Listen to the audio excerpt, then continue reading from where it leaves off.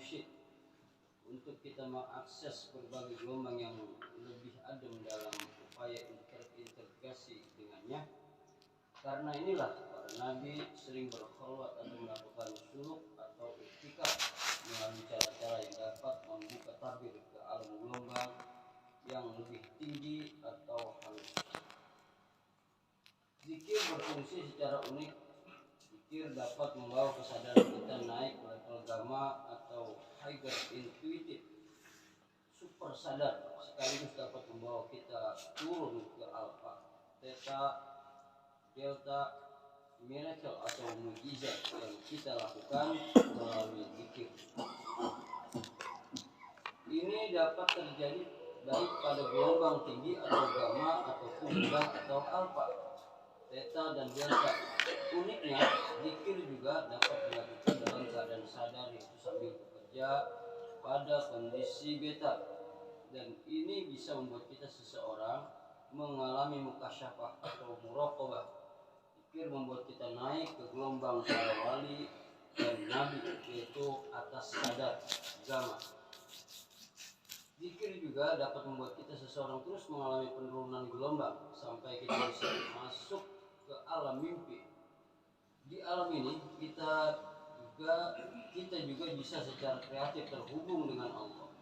Bahkan pada kondisi theta yang kita peroleh melalui zikir panjang, kita seseorang bisa mengalami fana, kehilangan kesadaran material kita, sehingga mengalami perjalanan ruh atau mi'raj. Puasa yang biasanya menyertai praktik zikir juga berfungsi untuk ini, untuk membuat tubuh kita lapar, lelah, tertidur, terasa lebih ringan serta mengurangi kesadaran fisik, sehingga memungkinkan untuk munculnya pengetahuan intuitif. Penggunaan bukur atau asap wangi-wangian dalam ibadah juga bertujuan untuk ini, untuk merangsang relaksasi otak kita, sehingga mencapai makom kesadaran otak yang lebih intuitif. Tradisi musik dan menari dalam jamaah sufi juga membantu memperkaya kesadaran gelombang yang kreatif dan imajinatif. Melalui ini, vibrasi ketuhanan dapat kita rasakan secara lebih estetik pada bentuk-bentuk gelombang yang lebih tenang. Begitu pentingnya kesadaran intuitif atau bawah sadar dalam beragama siang. Saat udara terlalu panas ataupun lelah mulai menerak atau gelombang negatif dari beta mulai muncul, kita disunahkan tidur siang walau sejenak. Tujuannya agar gelombang otak kembali ke posisi relax. Waktu di antara azan dan iqamah, kalau kita telah melakukan relaksasi selama azan, ini doanya makbul. Saat azan kita disuruh diam atau meditatif sambil menyambungkan individu kita kepada unsur-unsur wasilah atau arti Sayyidina Muhammadanil wasilah wal fadilah, seraya membaca mantra-mantra pengiring azan. Sama halnya dengan waktu di antara dua khutbah di hari Jumat. Hampir semua jamaah berada dalam kondisi theta antara tertidur dan terjaga. Mungkin karena ini makbul doanya. Terkadang pelaksanaan sholat isya bagus untuk kita akhirkan karena suasana sejuk dan ketenangan lebih mendominasi di akhir malam.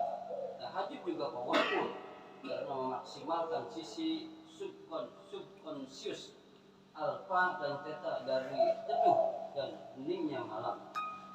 Gelombang spiritual memang kuat kehadirannya di sepertiga malam.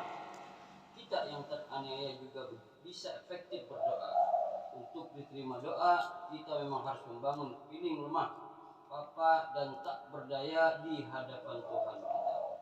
Karena ada titik di mana terbangun pasrahan, dan ini membuka hopeless memori atau la haula wala quwwata illa billah yang bernilai ta atau delta.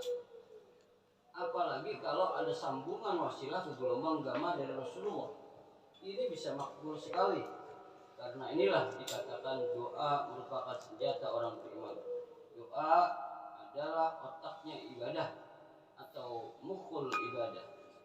Ya, kalau cara berdoanya di makom terbaik dari gelombang otak superconscious atau gamma atau subconscious atau alpha, theta dan delta. Membaca Quran juga sama.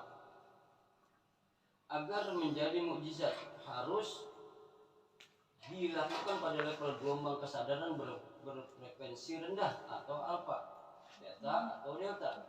Hebat sekali kalau bisa baca dalam gelombang gamma, gelombang tinggi tapi berdimensi ukrawi.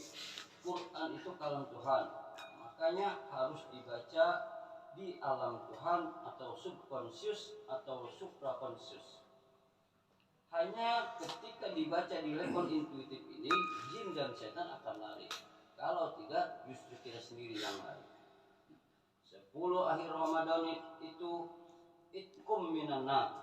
Kita bisa terlepas dari gelombang panas, hidup semakin sehat dan bahagia. Sebab selama 20 hari sudah kita buat badan dan jiwa dalam kondisi lelah.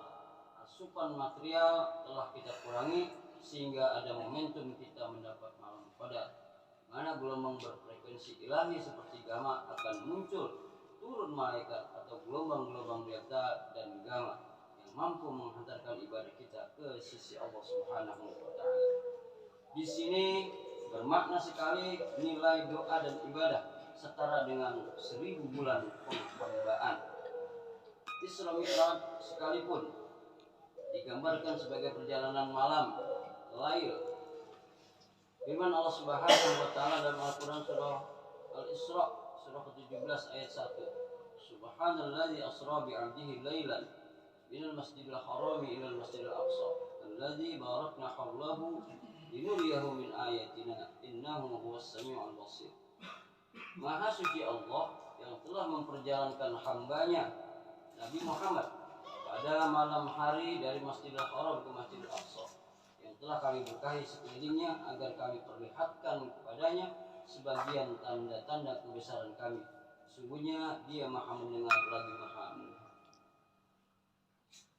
Malam itu melukiskan kondisi meditatif, tenang, hening, memiliki visualisasi kreatif, berkurangnya kesadaran kritis, lost body awareness, penuh dengan spiritual insight pada gelombang-gelombang super conscious. Inilah Muhammad bisa tembus ke sidratul muntaha. Hadis, tafakkaru fi khalqillah wala tafakkaru fi nafsillah.